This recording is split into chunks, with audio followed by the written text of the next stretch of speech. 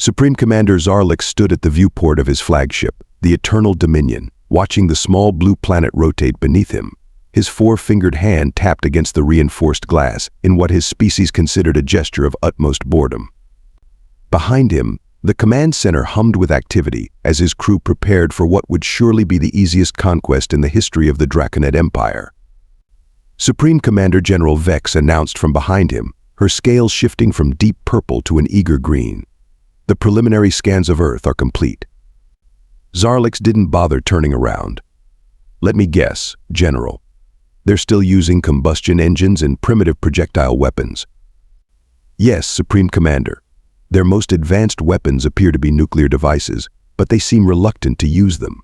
Their military forces are fragmented into different nations, and their space defense capabilities are laughable. Xarlix supplied, finally turning to face his assembled command staff.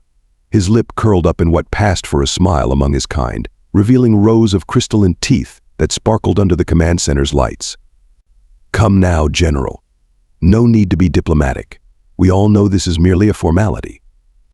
The assembled generals Vex, Craxton, and Nixus exchanged glances. They had served under Xarlix long enough to know that his arrogance often preceded his greatest victories. After all, the Supreme Commander hadn't lost a campaign in 300 cycles. Still, Craxton ventured, his throat sacs pulsing with careful consideration. Perhaps we should review their historical records? There are some interesting patterns of resistance when...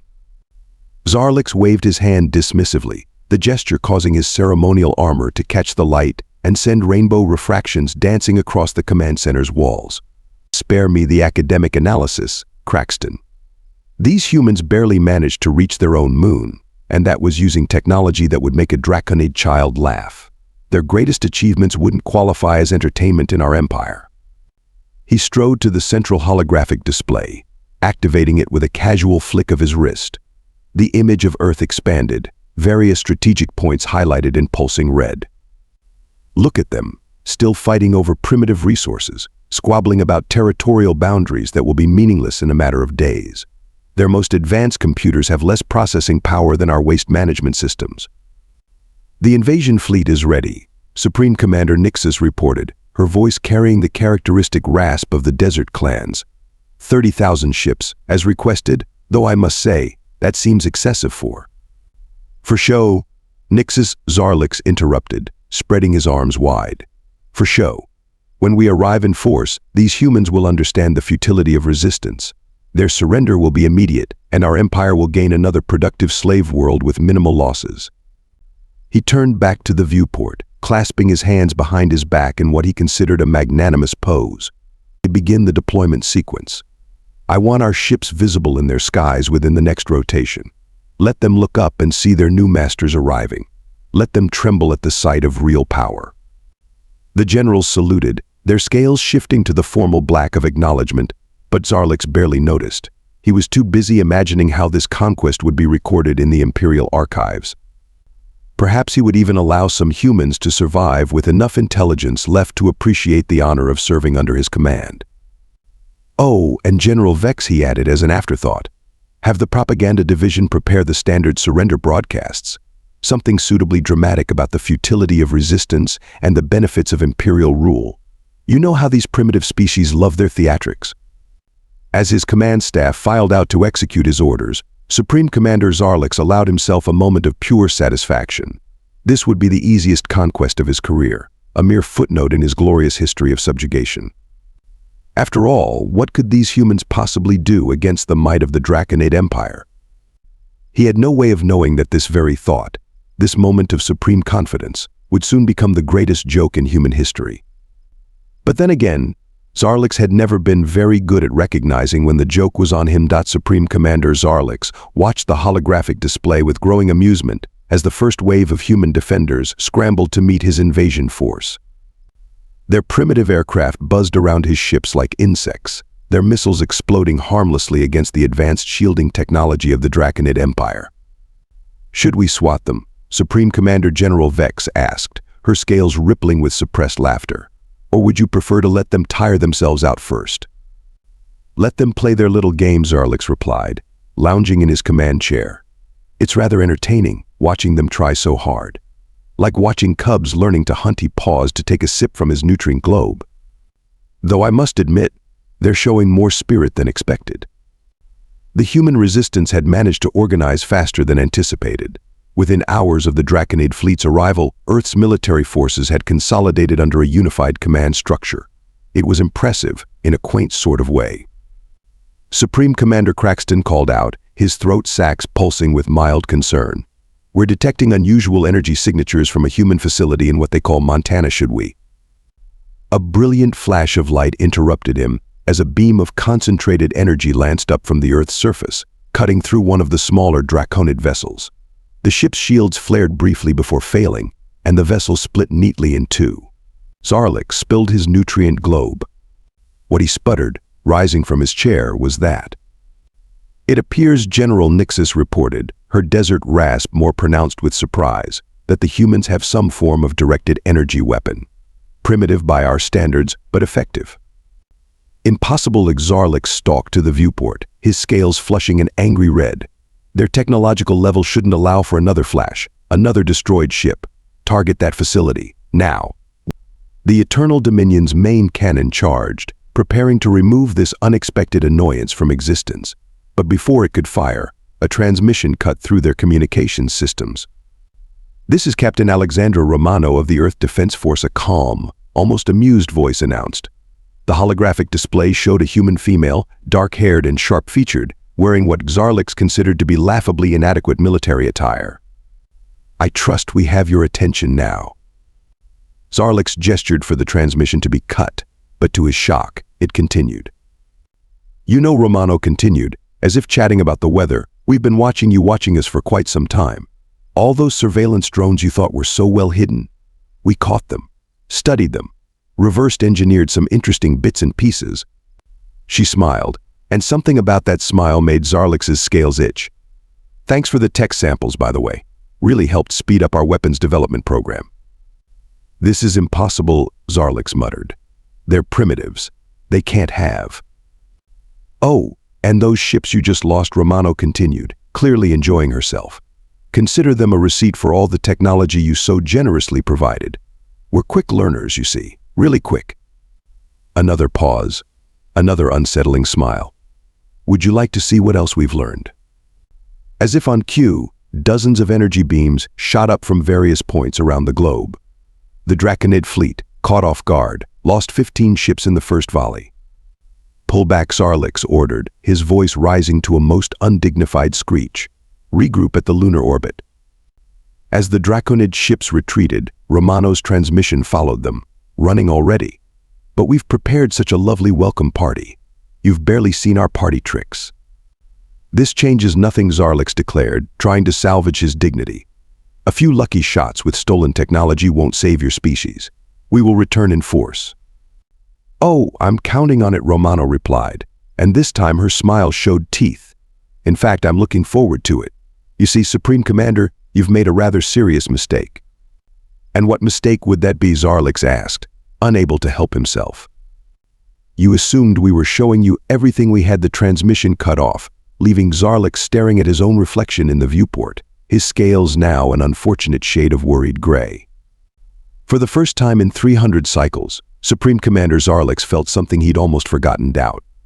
But surely this was just a temporary setback. After all, they were still just humans.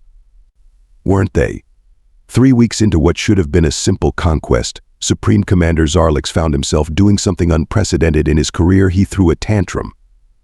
How he roared, hurling his tactical display across the command center. How are they everywhere and nowhere at once? They're humans. They're supposed to be predictable. General Vex ducked as another piece of equipment went sailing past her head, her scales flickering between anxiety purple and please don't kill me green. Supreme Commander, perhaps if we took a moment to what Xarlix spun around, his ceremonial armor, now decidedly less shiny after weeks of constant stress. To admit that we've lost another dozen ships to their hit-and-run attacks? To acknowledge that they've somehow turned our own cloaking technology against us? Or maybe you'd like to explain how they managed to hack 3 of our automated drone carriers and send them straight into the sun. The latest tactical report hovered mockingly in the air, another failed attempt to establish a planetary foothold. The humans had developed an infuriating habit of appearing just long enough to cause catastrophic damage before vanishing into their primitive infrastructure. The latest casualty reports, Supreme Commander General Nixus announced, because apparently the universe hadn't finished mocking him today. We've lost contact with the entire 7th Fleet. Last transmission suggested they were pursuing a small group of human vessels into something called the Marianas Trench. Xarlix's eye twitched. And apparently humans can pressurize their ships better than we can. The 7th Fleet imploded. A moment of silence followed this announcement, broken only by the sound of Xarlix's teeth grinding together. "Fine," he said finally. "Fine. We'll try a different approach. Orbital bombardment. We'll simply..." Actually, Craxton interrupted, his throat sacs practically vibrating with nervousness. "We tried that yesterday." The humans had somehow reconfigured their primitive satellite network into a planetary shield. Our bombardment just bounced off. They turned their communication satellites into a defense grid. Xarlix's voice had risen several octaves. Their cat videos and social media platforms are now capable of deflecting plasma weapons. To be fair, Vex offered, they did send us a rather amusing compilation of cat videos immediately afterward. The one with the kitten falling off the table was particularly enough. Xarlix slumped into his command chair, which chose that moment to short-circuit thanks to a human computer virus that had somehow infiltrated the ship's furniture systems. He jumped up with a yelp, his dignity now as damaged as his singed tail. The worst part was Captain Romano's running commentary. Somehow she'd gained access to their internal communications network and had taken to offering helpful suggestions during their failed operations. You know, her voice crackled through the speakers. Right on cue. If you'd really studied our history, you might have learned something about guerrilla warfare. Vietnam, Afghanistan, we've got quite a track record with this sort of thing. "Stop hacking our communications," Xarlix shouted at the ceiling. "Can't," Romano replied cheerfully. "We've got a betting pool going on how long it'll take you to figure out we've been using your own quantum entanglement tech to piggyback on your systems. Current odds favor never." Xarlix turned to his generals, trying to maintain some semblance of authority. "Status report on our ground forces." The command staff exchanged uncomfortable looks before Craxton spoke up. "Well, the good news is we successfully landed troops in what they call Australia.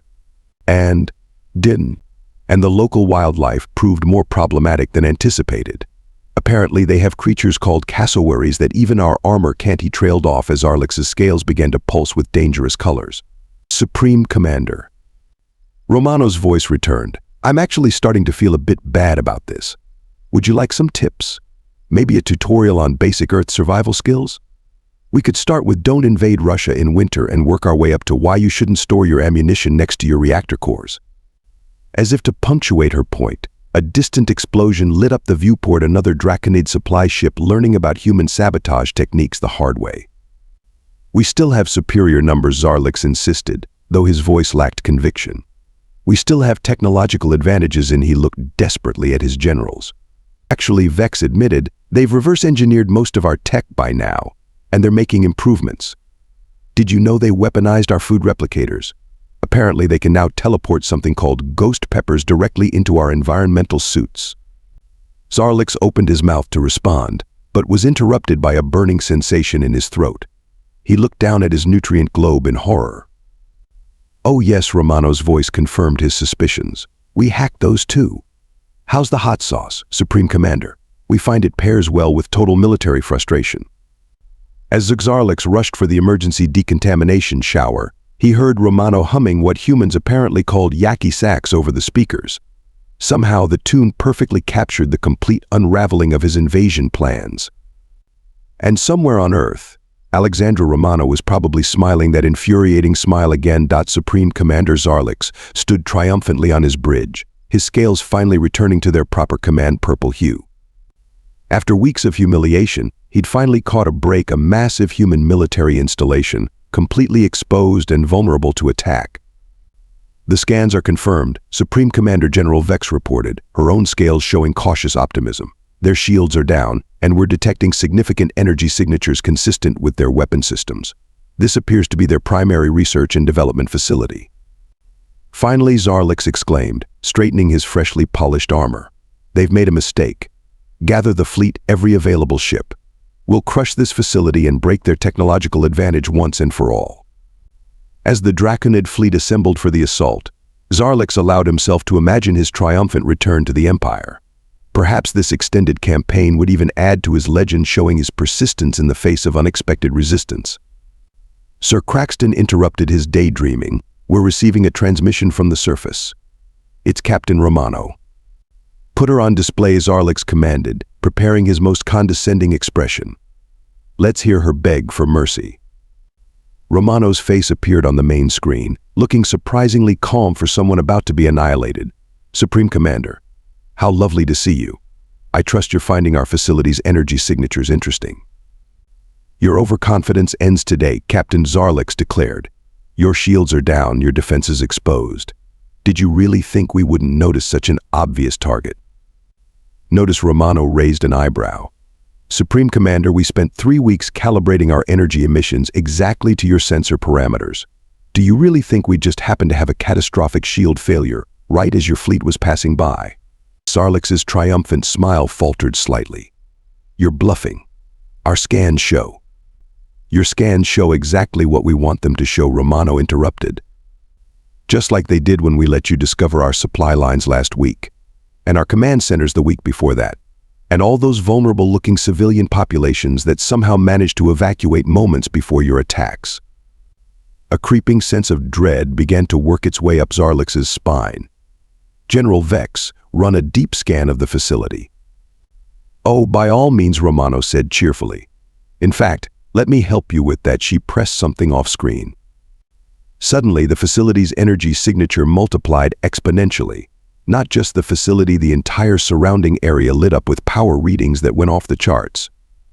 "Fascinating thing about your sensor technology," Romano continued conversationally. "Once we figured out how it worked, we realized we could use it to create a sort of, well, let's call it a feedback loop."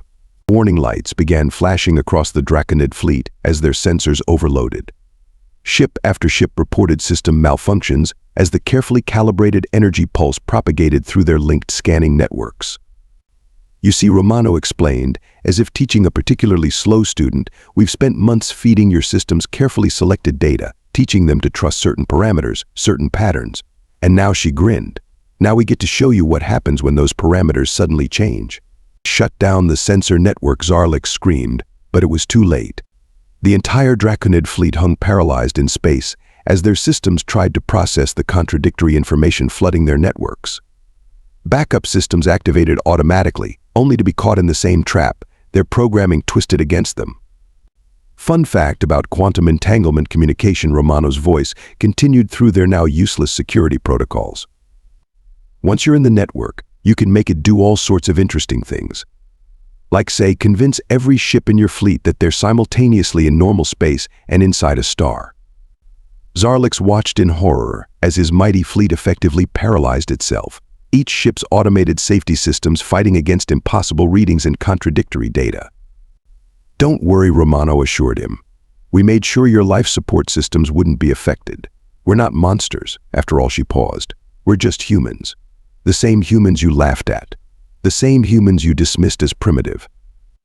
The final insult came as hundreds of small craft emerged from stealth cover around the fleet human ships, using modified versions of Draconid technology, now completely immune to the sensor chaos they'd created. "Now then," Romano said, her voice carrying the weight of absolute victory, "shall we discuss the terms of your surrender? Or would you prefer a demonstration of what happens when we push your sensor readings from impossible to reality breaking?" As his command staff stared at him in shock and his mighty fleet floated helpless in space, Supreme Commander Xarlix did the only thing he could do. He surrendered to the primitives. The great Supreme Commander Xarlix, conqueror of worlds and pride of the Draconid Empire, sat in what his captors called a conference room, trying to maintain his dignity while wearing something humans called sweatpants. His ceremonial armor had been politely but firmly confiscated, along with every piece of advanced technology he'd possessed. "Comfortable, Captain?" Romano asked, strolling into the room with 2 cups of what she called coffee. She placed one in front of him, and the aroma made his scales tingle in an annoyingly pleasant way. "Your containment facilities are primitive," he declared, though the words lacked their former bite. "It's hard to be properly imperious while wearing pants with an elastic waistband." "Really?" Romano sipped her coffee. Tell that to your escape attempts. How many have you tried now? 5. 7. Xarlix corrected automatically, then wished he hadn't. Though I maintain that the last one doesn't count. How was I supposed to know you had surveillance systems in the potted plants? Bioorganic sensor arrays, Romano corrected.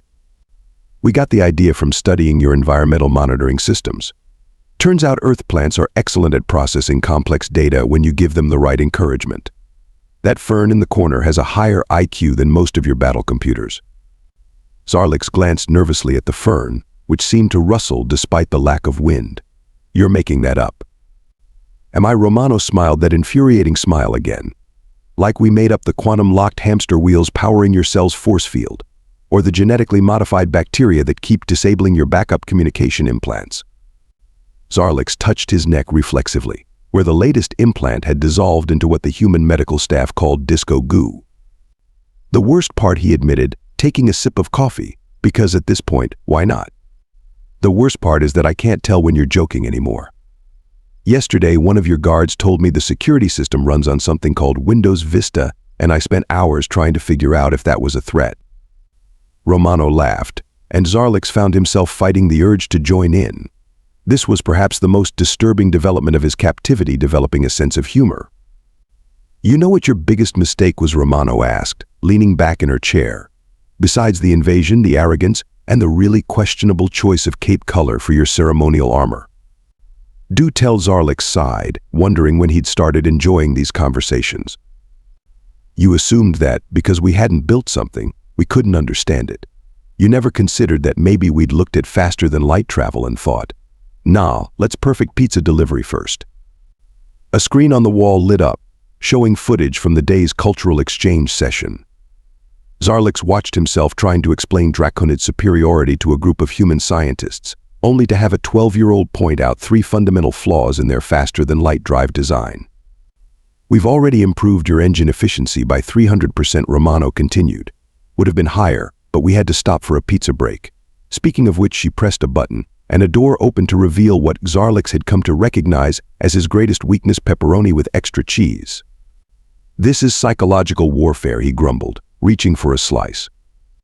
No, this is lunch, Romano corrected. Psychological warfare was letting you watch human cat videos for 6 hours straight. Now you can't look at your battle medals without thinking about keyboard cat.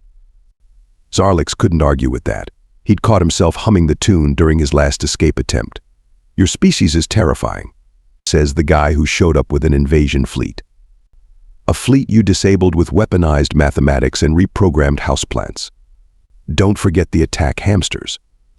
There weren't really attack hamsters, were there? Romano just smiled and took another sip of coffee. The fern rustled again. Xarlix stared at his pizza slice, contemplating how thoroughly his worldview had been upended. You know, in the Empire we have a saying about superior species. Let me guess you're going to have to come up with a new one. Actually, Xarlix admitted, I was going to say we might need to revise our definition of primitive also, possibly our stance on pizza. This is better than nutrient paste. Welcome to Earth, Supreme Commander. We may be primitive, but we've got style. For the first time since his capture, Xarlix laughed. Not because he had to, but because humans, with all their chaotic, innovative, pizza-inventing brilliance, were genuinely funny.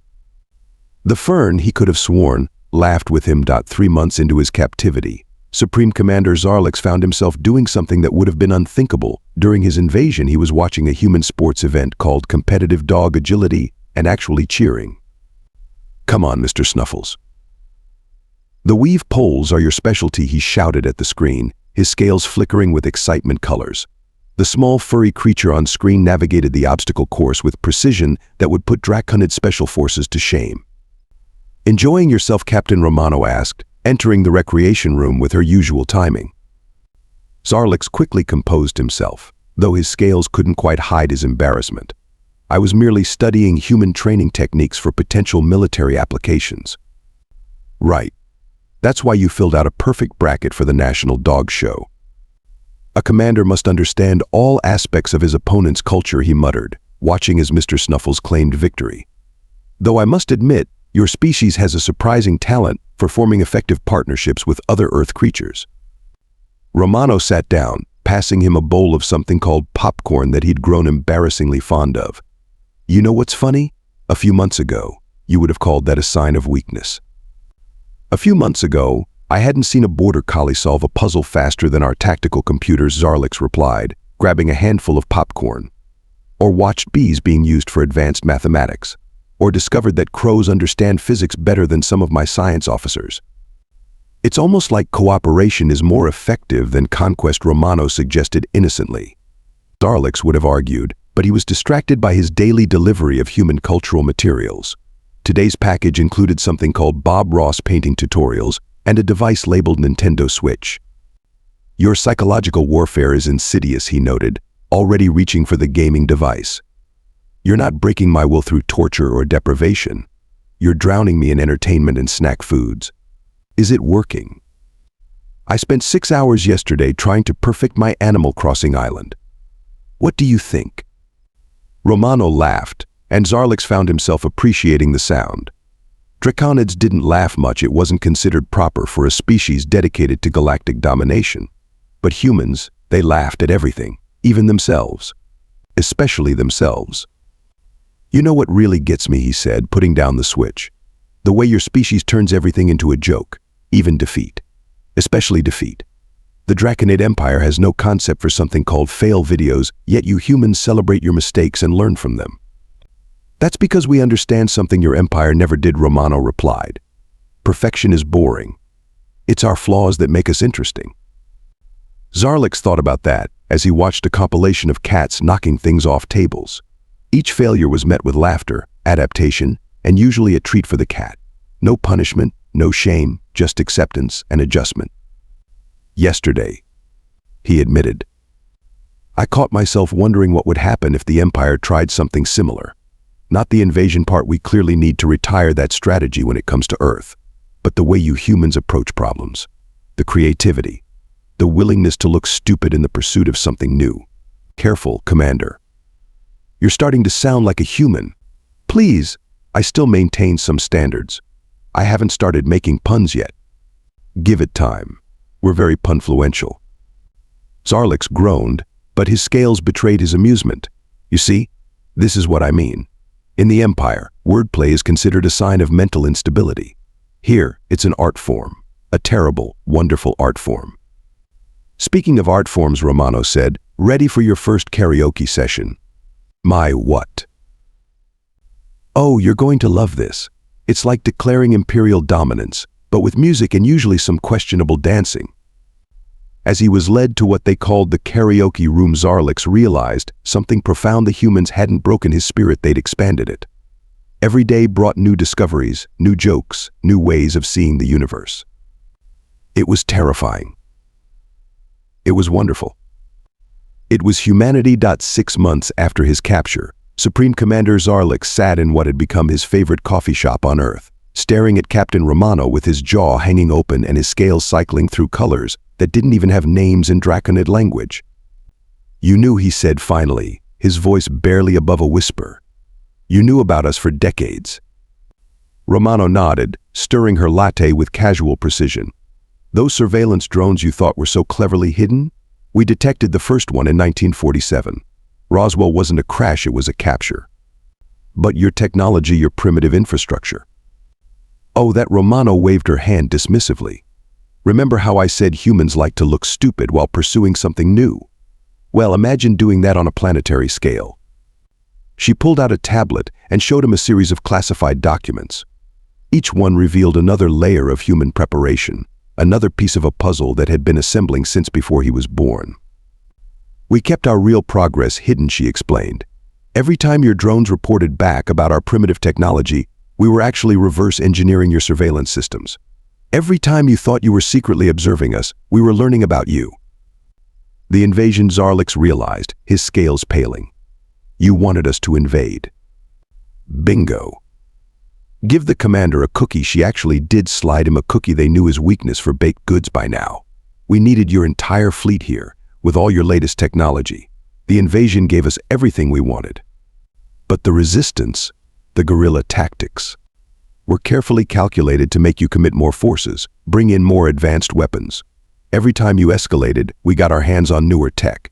Even your retreat attempts were predicted. Why do you think we let your ships get just far enough away to call for reinforcements? Xarlix slumped in his chair, the cookie forgotten. The Empire's entire invasion strategy was guided by the data we let you gather. Those cats videos you found so puzzling? Encoded data about your fleet movements. The social media you thought was pointless? A galaxy-wide intelligence network. Even your nutrient-paced supplies were compromised. We've had replication technology for years. We just prefer real food because it tastes better. She pulled up another document, and Xarlix felt his world tilt sideways.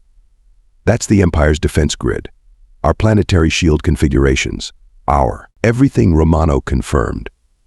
While you were here learning about dog shows and karaoke, human ships were quietly slipping through your defenses using the back doors we'd installed decades ago. Right now, the Empire's entire communication network is running through servers located in something we call a mom's basement in New Jersey. But why show me this now? Because as of this morning, it's done. The Draconid Empire isn't just defeated, it's been thoroughly and completely transformed.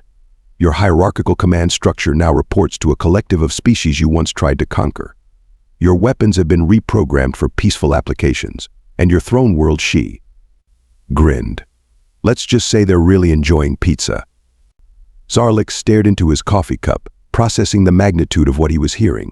The greatest military force in the galaxy was defeated by a species that still can't agree on whether pineapple belongs on pizza. Ironic, isn't it? He looked up at her and suddenly started laughing. Not the restrained chuckle of a Draconid commander, but a full, human-style belly laugh. You know what the funniest part is? I'm actually relieved. The Empire needed this. We needed this. That's why we chose you, you know. Our psychological profiles showed you had the capacity to learn, to change, to understand. And the dog shows? The karaoke? The games were genuine attempts to share our culture.